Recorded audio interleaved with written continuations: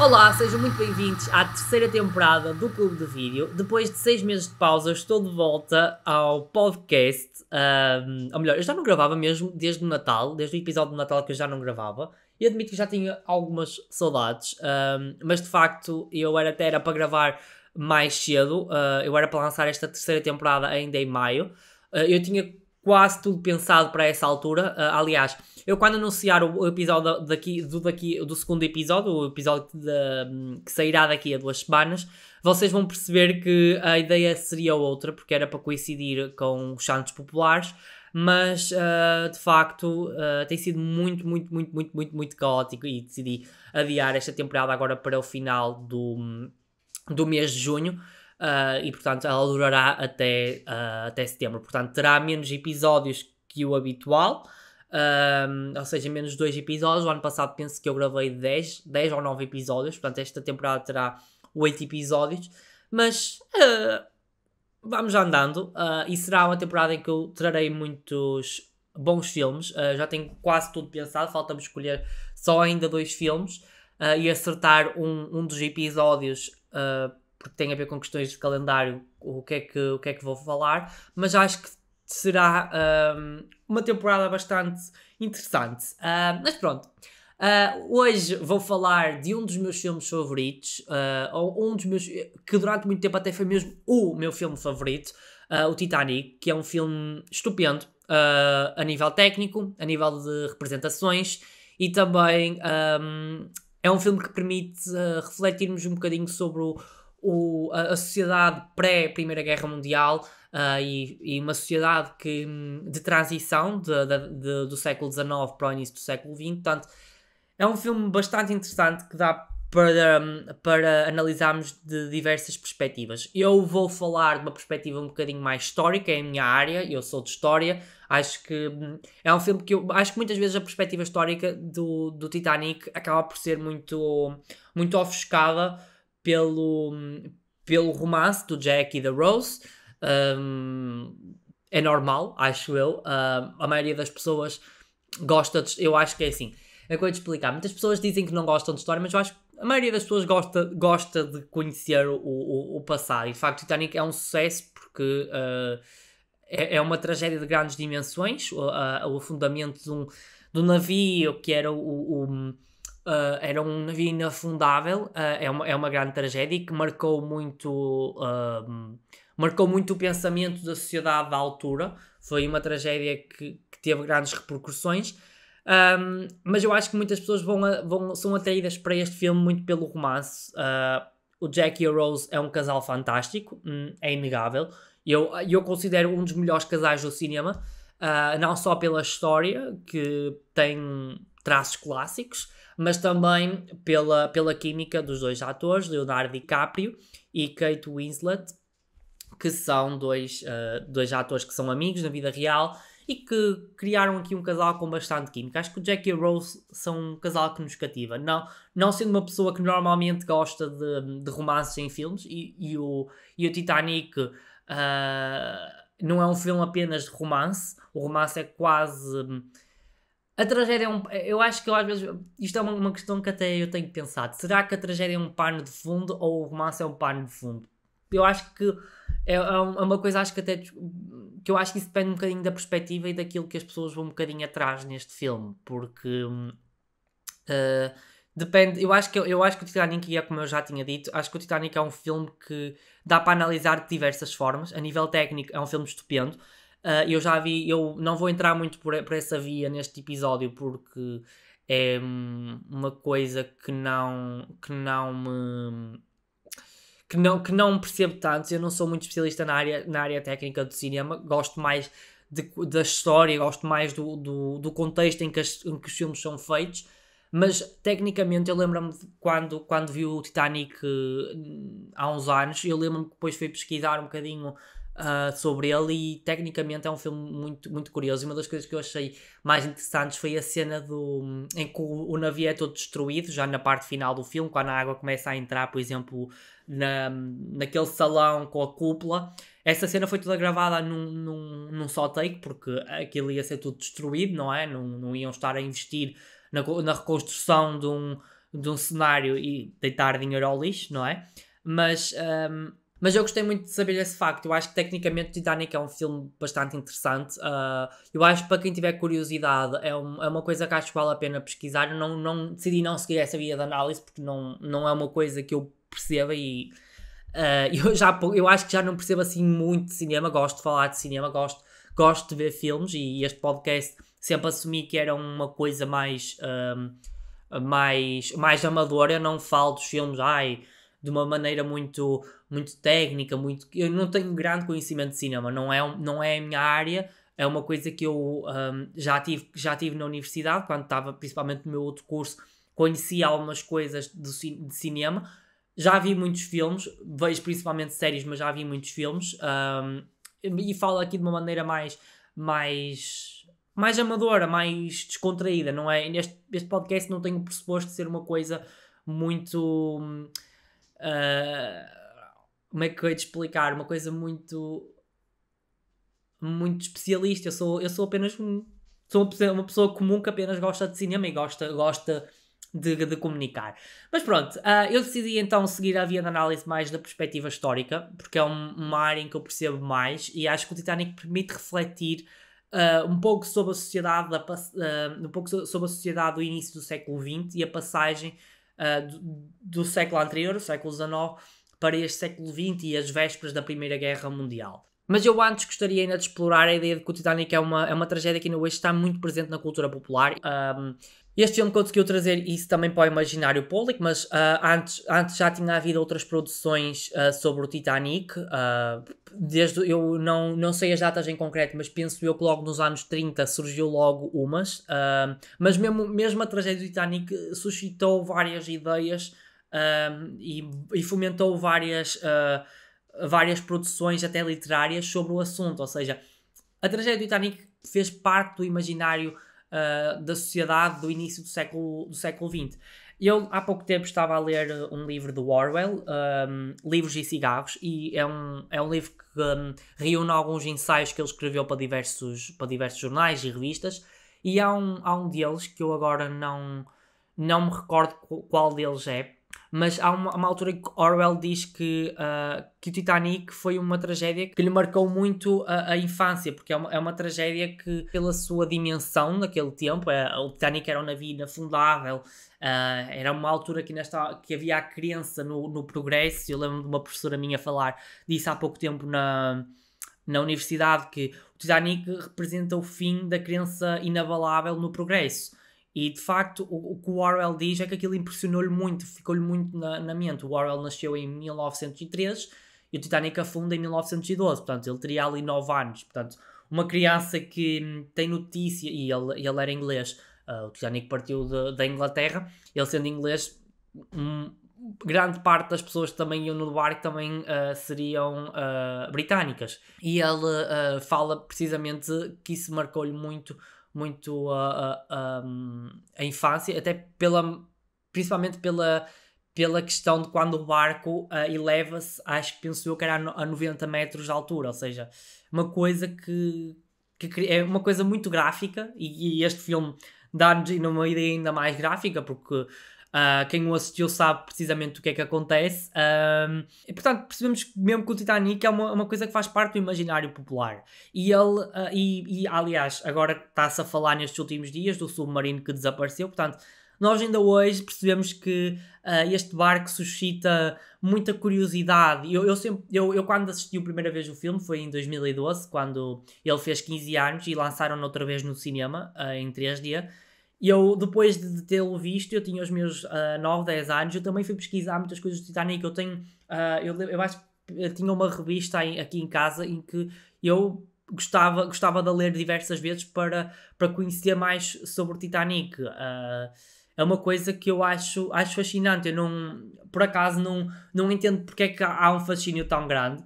Eu entendo porque é que a sociedade na altura teve, como o Orwell, porque foi algo que ele vivenciou em tempo real, entre aspas, não diretamente, mas indiretamente. Portanto, eu não sei mesmo porque é que o Titanic nos fascina tanto. Talvez a mim seja talvez pelo cinema, não sei. Bem, mas acho que me estou a afastar um pouco do propósito deste episódio. Eu queria fazer uma análise mais histórica, mas acho que estou-me a focar demasiado só na história e a esquecer uma parte ficcional. Vamos aqui, eu já apresentei os atores principais, Leonardo DiCaprio e Kate Winslet, mas esqueci-me de falar do argumentista e realizador James Cameron, que ainda hoje é reconhecido pelo seu trabalho no Titanic e também em Avatar.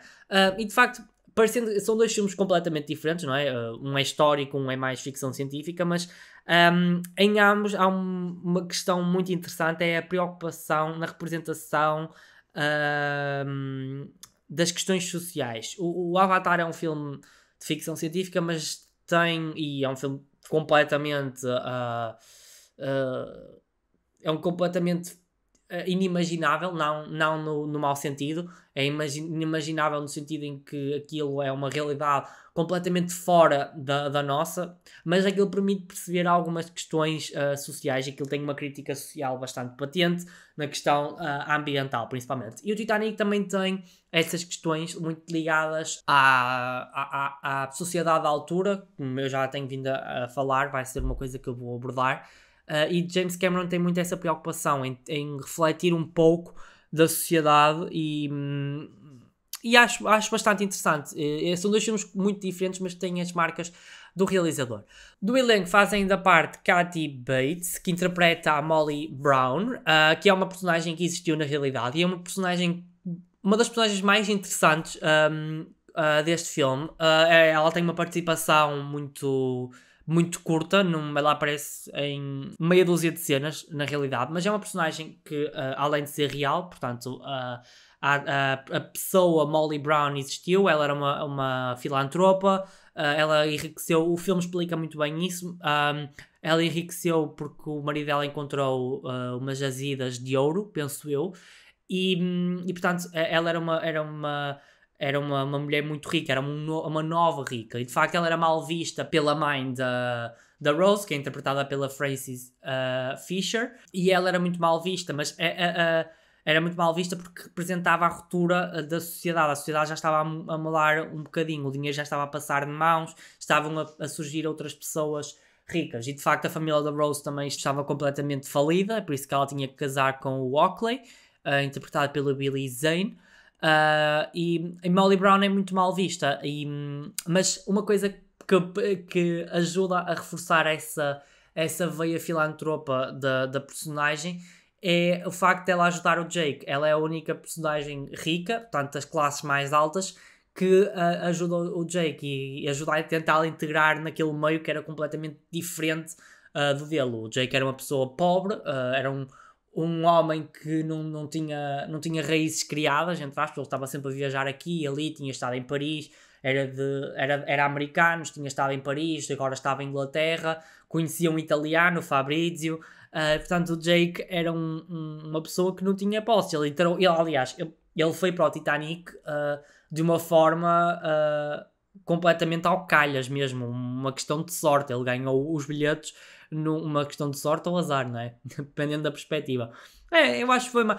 É assim, fazendo aqui um bocadinho à parte, acho que é assim, inevitavelmente a história do Jake é trágica, ele termina de uma forma trágica, não é? Morre, mas ele conheceu o amor da sua vida, que durou 48 horas, 24 horas, 48 horas, portanto, conheceu o amor da sua vida, mas entrou no barco dos sonhos, um barco que apesar de tudo era nos olhos antes de afundar um navio inafundável, um navio dos sonhos. A própria Rose, já mais velha, interpretada pela Gloria Stewart, fala precisamente disso, era um navio dos sonhos, apesar de tudo. Eu acho que Jake, num balanço final, acho que teve sorte, apesar de tudo, não é? Não acabou da melhor forma, talvez até Rose teve mais sorte do que ele, embora que ela seja eu acho que já estou a dar aqui um nó autêntico, mas isto merece uma reflexão se Jack teve ou não sorte. Eu acho que vou ter uma perspectiva mais positiva. Acho que ele teve sorte, balanceando tudo, e Rose teve ainda mais sorte, até porque sobreviveu. mas também se fizermos o balanço... Não, ela teve... Não, a Rose é que teve mais sorte.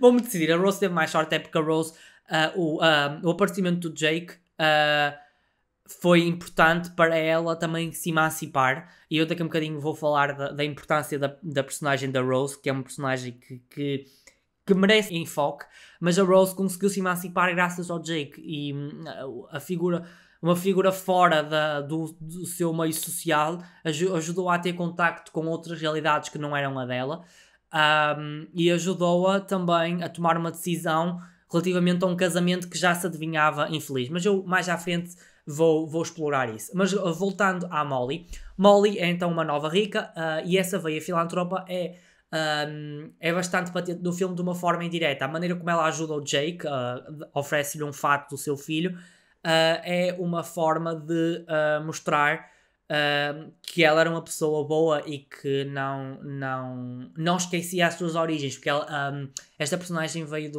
uma família humilde. Ela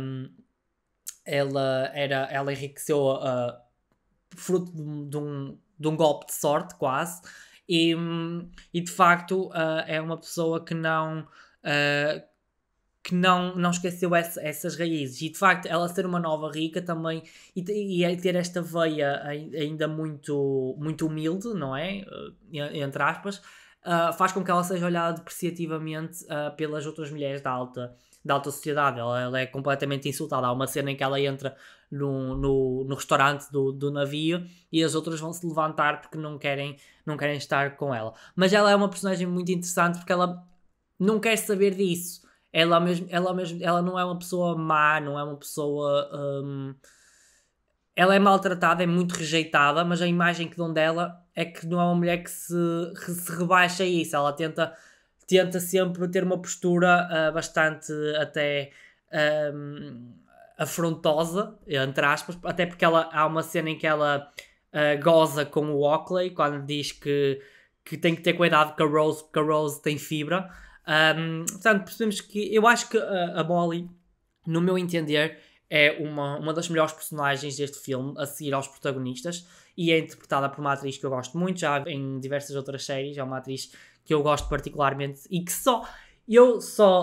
pai, à quinta vez que assisti o filme é que percebi quem é que ela era, porque eu nunca tinha percebido que eu já a conhecia de outros trabalhos, mas de facto a Molly é uma personagem que merece atenção, e acho que vale a pena também mesmo pesquisar um pouco sobre ela, porque é uma personagem bastante curiosa, e é uma forma, e ela é usada também como um elo de ligação entre a parte ficcional e a parte real, ou seja, os membros da sociedade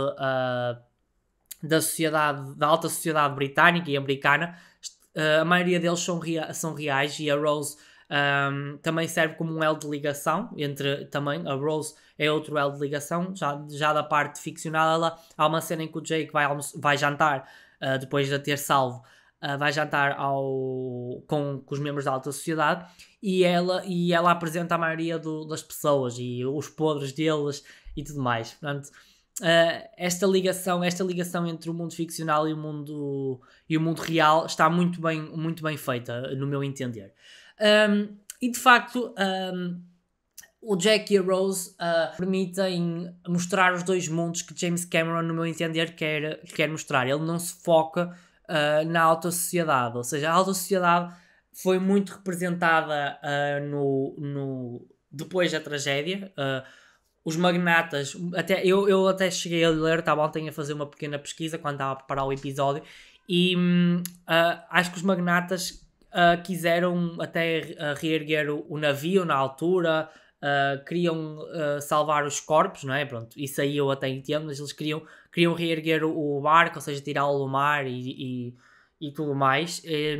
Embora os destroços do Titanic só tenham sido descobertos 70 anos depois do acidente. É muito interessante que eu estava a ler que os destroços só foram descobertos em 1980 por Robert Ballard, e foi num contexto da Guerra Fria ainda. Portanto, os destroços só foram descobertos porque queriam descobrir submarinos nucleares afundados, e portanto acabaram por achar os destroços. Durante muitos anos andaram à procura deles sem grande sucesso. Mas de facto, como eu estava a dizer, a alta sociedade é muito representada, até porque foi a maioria das pessoas que foram salvas era da alta sociedade, ou seja, o Titanic levava 2.000 pessoas, 1.200 pessoas, 2.200 pessoas e só cerca de 700 é que foram salvas.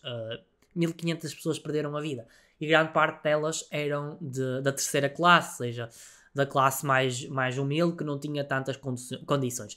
E Titanic debruça-se sobre esta comparação destes dois mundos e é muito interessante perceber isso porque a Rose representa a alta sociedade, o Jack representa a baixa sociedade. A própria entrada dos dois no navio é completamente diferente.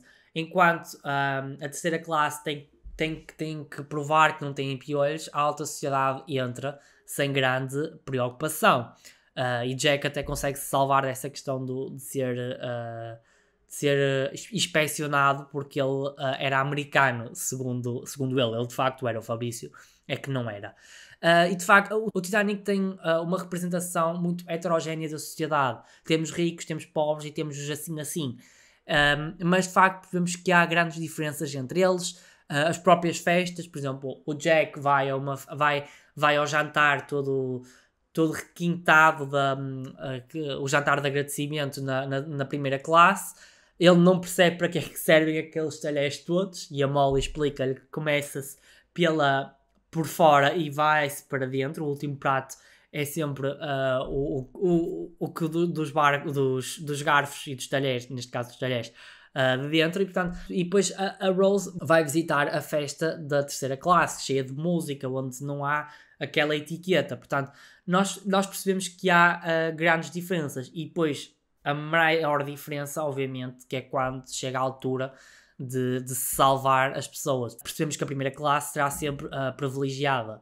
Há uma cena a mim que é uma das cenas mais aflitivas do filme, que é quando eles trancam as pessoas da terceira classe porque têm que esperar que as da primeira classe sejam todas salvas. E nessa altura já se sabia, e é uma coisa que está sempre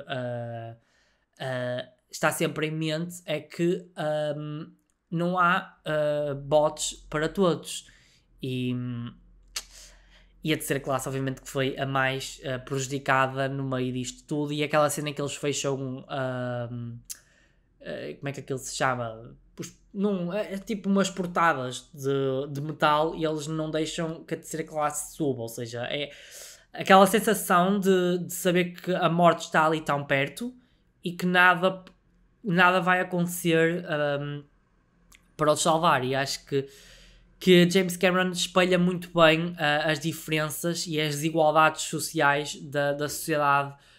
E ainda hoje existem, não é? Hoje em dia ainda há os privilegiados e os não privilegiados, mas no caso deste filme é muito patente a maneira como as vidas da terceira classe são inferiores, na teoria de quem manda, às da primeira classe. Os da primeira classe pagaram mais, têm direito a serem salvos, têm direito a ter melhores condições de higiene. Os ratos estavam presentes na terceira classe. Há uma cena em que quando a água começa a entrar, porque a água vai entrar primeiro na terceira, até nisto se vê, até a tragédia atinge primeiro os mais desfavorecidos e só atinge depois os favorecidos, ou seja, o barco ia afundar, o barco atingiu quem estava debaixo d'água, neste caso, que eram as pessoas que metiam o carvão. Depois vai atingir a terceira classe que dormia nas camaradas. Ou seja, é tudo muito diferente, o espaço é completamente diferente, as condições são completamente diferentes e acho que o Titanic explora muito bem esses mundos. Não faz um enfoque apenas de uma classe social, interliga de uma forma bastante interessante e que vale a pena perceber isso. Eu acho que isso passa muitas vezes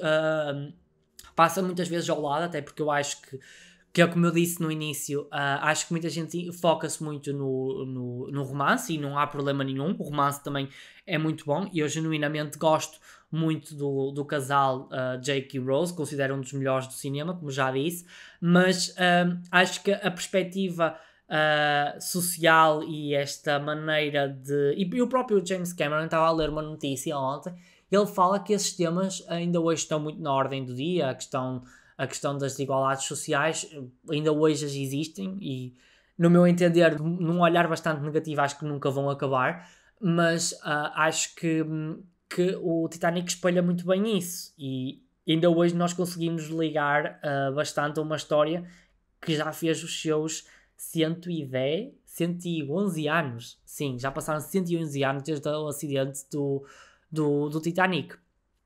E de facto, eu acho que pronto, como eu disse, espelha muito bem essa diferenciação social e acho que vale a pena entendê-la. Ainda no âmbito social, não tanto no caráter geral, eu quero me focar na personagem da Rose e da mudança que ela já anuncia. A personagem dela já anuncia as mudanças que já estavam a ocorrer e as mudanças que principalmente vão ocorrer no pós-Primeira Guerra Mundial. Ou seja, o final do século XIX já começam a surgir movimentos emancipatórios, nomeadamente ligados à questão do sufrágio. Na primeira década do século XX, esses movimentos vão ter uma grande expansão. Em Portugal nós também temos o caso da Carolina Beatriz Ângelo e mulheres que queriam votar e que vão arranjar maneira de votar. No caso da Carolina Beatriz Ângelo, ela vai conseguir pegar ali num erro da lei, mas portanto estes movimentos feministas muito ligados ao feminismo liberal são coisas que já estavam a acontecer e Rose representa um pouco isso, porque Rose é uma mulher que é uma mulher culta, uma mulher instruída, é uma mulher que deseja a sua liberdade e não quer ficar presa a um casamento que sabe que será infeliz, como eu já anunciei, e essencialmente o casamento que seria castrador, ou seja, o Oakley é um homem extremamente machista e ela tem completamente ideia disso, até aquela cena, por exemplo, em que ela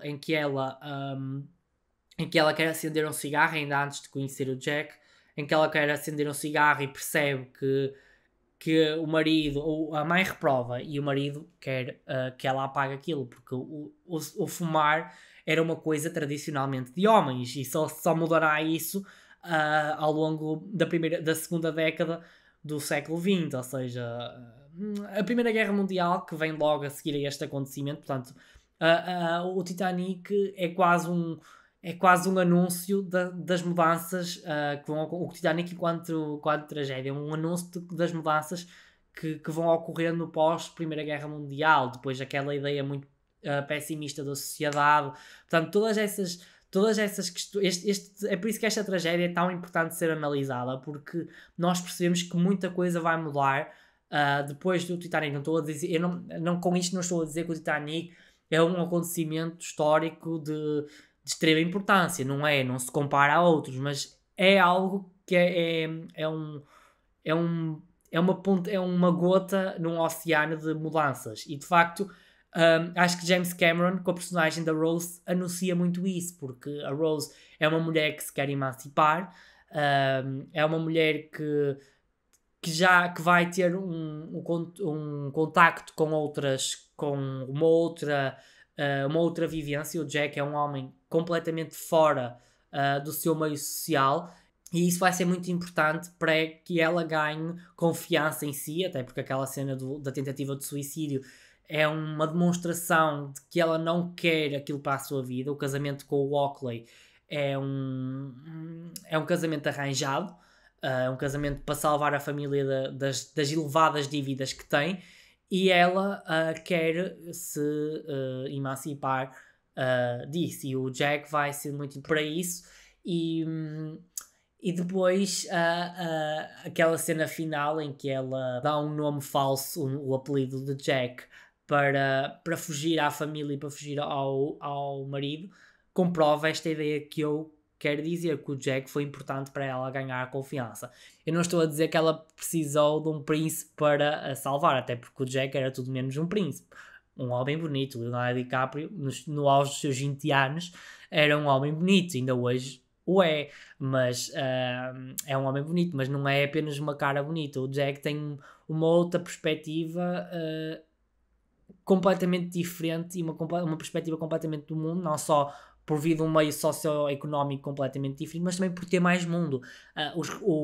Os desenhos dele são desenhos sensuais, são desenhos que mostram a pobreza que existe pela Europa fora, e acho que nem a própria Rose, ela lia Freud, lia uma data de questões, nem a própria Rose tinha consciência de algumas coisas, muito provavelmente, ou seja, o ser culto não nos dá uma ideia total das coisas, e acho que a Rose bebeu muita da influência de Jack, e isso foi muito importante para que ela se livrasse das amarras de um casamento que ia ser infeliz, ia ser castrador para ela. O Oakley era um homem completamente abominável, tanto que ele depois ele era um homem que achava que o dinheiro comprava tudo, era um homem que sem qualquer sensibilidade à arte, não é? Aquela ideia de que o Picasso, não é? O Picasso na altura não tinha o grande destaque que depois veio a ter anos mais tarde, e ainda hoje o tem. Esse repúdio quase à arte é um contraste completamente diferente do Jack. O Jack é um homem das artes, é um homem que não tem grandes posses. Talvez haja aqui alguma questão um pouco romanceada, não é? A menina rica que se apaixona pelo pobre, é um clássico das histórias. Mas também não é apenas só uma história clássica, permite-nos refletir que isso foi importante para a Rose se emancipar e fugir daquele universo que seria completamente infeliz para ela. E a Rose também é uma personagem, agora fugindo um bocadinho desta veia social que eu quis explorar. A Rose é uma personagem muito curiosa, porque ela faz também uma ponte não só com a terceira classe, mas também faz uma ponte com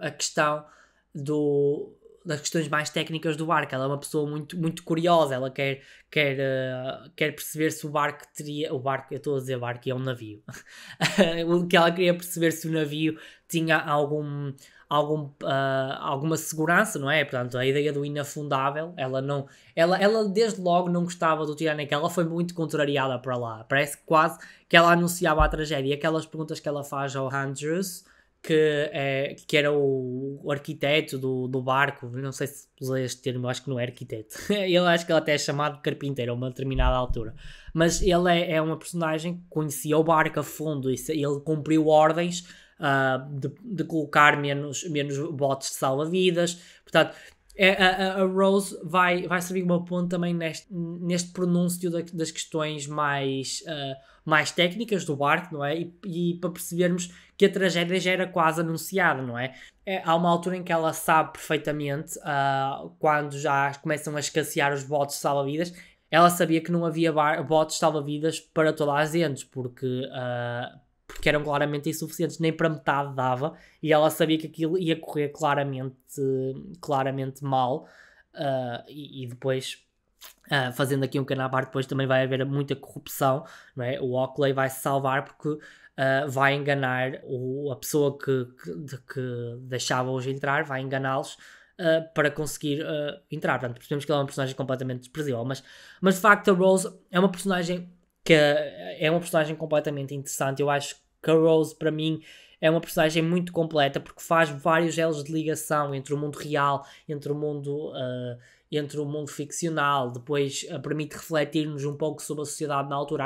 Há aqui um grande trabalho histórico, de perceber como é que era a sociedade à altura. Acho que o Titanic, nem todos os filmes que contam factos históricos são bons, e eu, sendo da área de história, sei que há muita porcaria por aí, e há. Mas o Titanic, num balanço geral, acho que consegue trazer bastante. Não é apenas um filme de romance, é um filme que deixa-nos intervir várias questões. E acho que se nós vimos para além do romance, percebemos que é um filme que ajuda-nos. É uma grande fonte. Não devia dizer isto. Como é que eu ia te explicar? É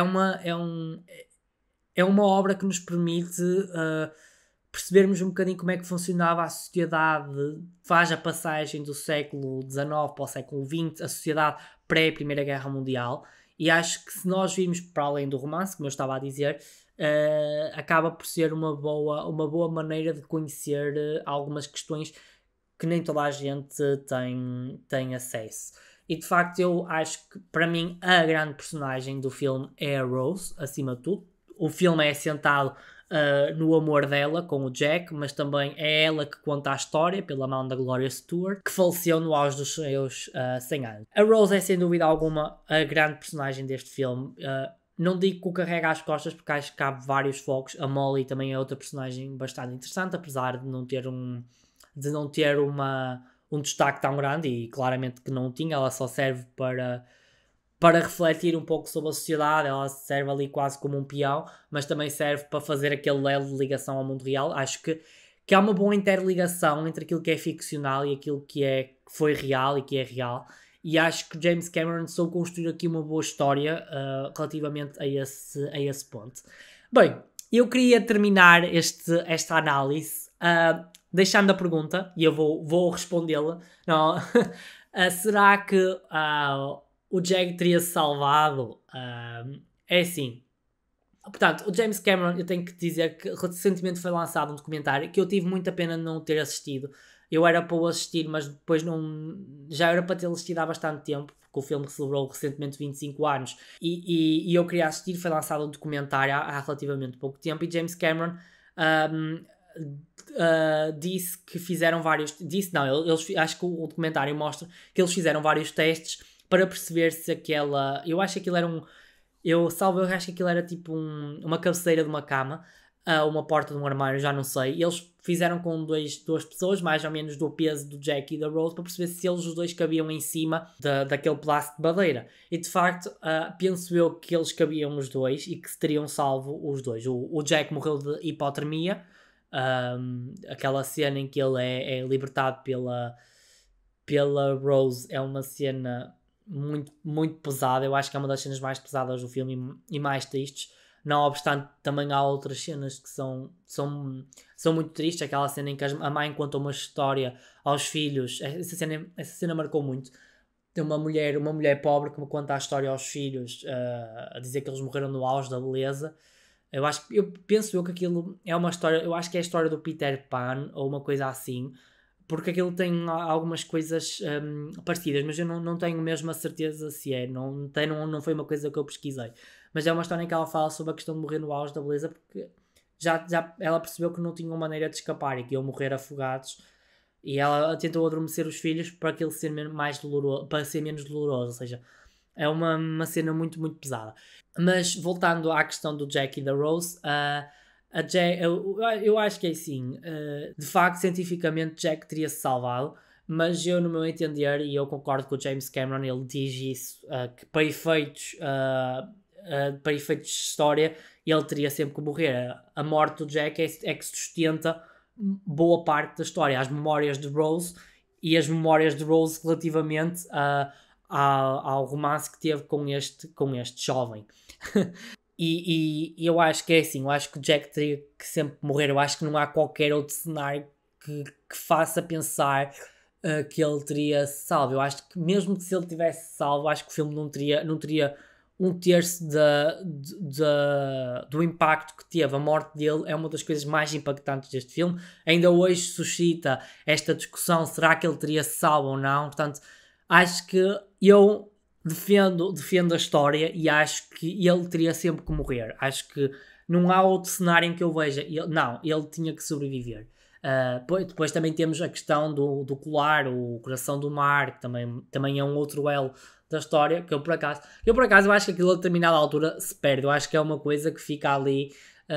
Aquilo só serve quase para introduzir a entrada da Rose, da velha Rose em cena, mas aquilo acaba tudo por se perder um bocadinho ali depois, no meio de tanta emoção, de tanto amor,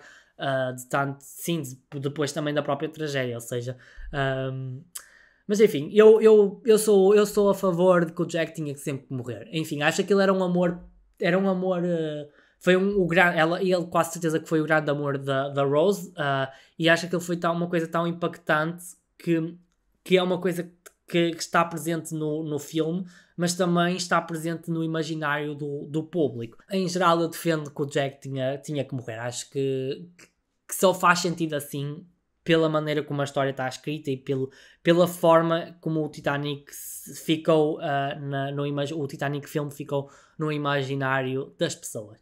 Bem, eu não vou dizer se recomendo ou não assistir ao Titanic. Eu acho que o Titanic é um filme incontornável do cinema. Eu vi-o pela primeira vez, tinha os meus 9, 10 anos e ainda hoje é um filme que eu gosto muito. Hoje em dia já não é o meu filme favorito, entretanto assisti a outras preciosidades que eu gosto, mas é um filme que eu acho que vale a pena sempre ver. É um filme incontornável do cinema. Qualquer pessoa que goste de cinema, no meu entender, tem que assistir ao Titanic. É um filme que vale a pena mesmo ver, rever muitas vezes. E acho que é sempre um filme muito bom até para se refletir sobre as coisas. Eu acho que hoje dei uma perspectiva que se calhar muitas das pessoas não tinham sobre este filme, e é normal, nem todas as pessoas têm se calhar fazem esta reflexão histórica e social da questão, mas eu decidi trazer porque acho que, sendo eu uma pessoa ali da história, acho que queria trazer uma coisa mais minha, e de facto acho que consegui em geral tentar perceber essa dimensão.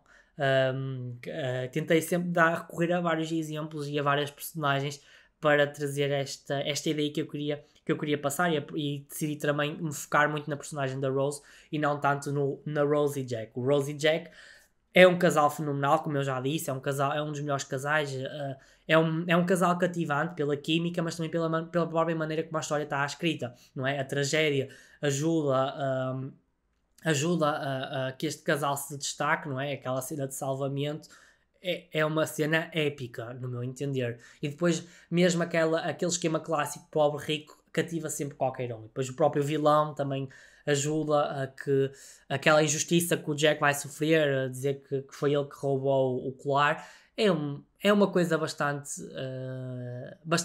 interessante. Bem, estamos quase a chegar ao fim deste primeiro episódio da terceira temporada do Clube de Vídeo. Espero que tenham gostado. E daqui a 2 semanas vou regressar ao cinema português e vou falar de um clássico cinematográfico português. Vou falar de O Pátio das Cantigas. E, como eu disse, este episódio era para sair mais ou menos nesta altura, na altura dos Santos Populares, mas eu queria começar a temporada com o Titanic, que já estava definido pelo menos desde o ano passado, e não queria alterar muito isso. Mas o Pátio das Cantigas é o segundo episódio, também já estava projetado para ser um episódio para ser lançado em junho, mas vai servir no fundo como um balanço dos Santos Populares e vai também servir como uma espécie de introdução para as outras festas de verão. Portanto, daqui a 2 semanas vou falar do Pátio das Cantigas, um clássico português, e que vai se tornar o filme mais antigo a ser analisado neste podcast. É verdade. Eu não acho. Eu estive a fazer no outro dia um balanço, e o filme mais antigo que eu falei foi o Shining, que era de 1980. Agora vamos recuar 40 anos para 1942, 41, uma coisa assim. Tenho que verificar a data de lançamento. Portanto, vemo-nos, ou melhor, vocês ouvem no próximo episódio do Clube de Vídeo. Até lá!